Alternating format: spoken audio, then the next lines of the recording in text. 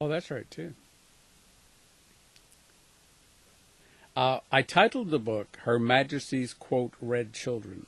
The reason for that is that during the period between 1871 and 1877, when the commissioners appointed by the Canadian government were negotiating with the Indians, they kept talking about your great mother, the Queen, loves her red children. And so I used that in the title.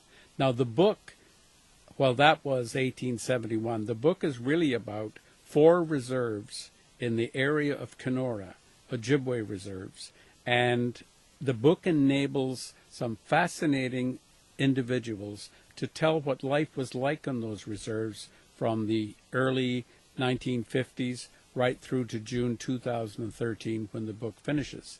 And they had all sorts of things like the lakes and the rivers were poisoned with mercury. The book starts out with a suicide epidemic in 1995. And then it traces how the Ojibways moved from ancient villages on the U.S. seaboard because the Mohawks had got guns from the Dutch and the English, and of course the Ojibways still had bows and arrows, so they were pushed out of that area, and they in turn pushed the Dakotas and the Foxes out of the prime game area in the Lake Superior area. So we talk about that, and then we also talk about the fact that the very first relationship the Ojibwas had was with the King of France, not the King of Britain.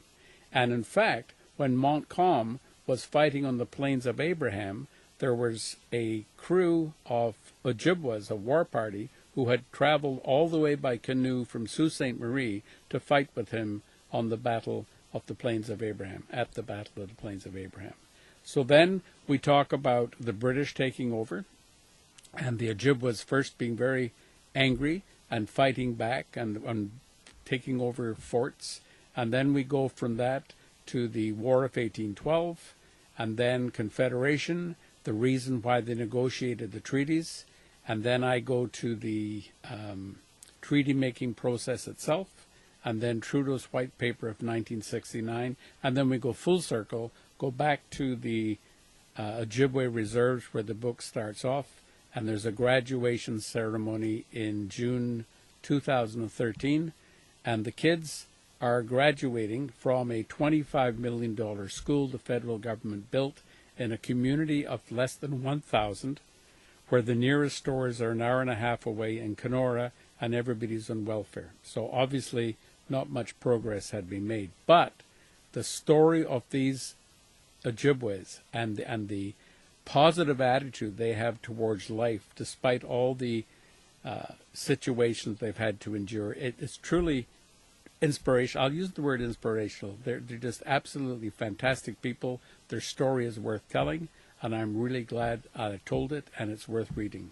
And it's called Her Majesty's Red Children.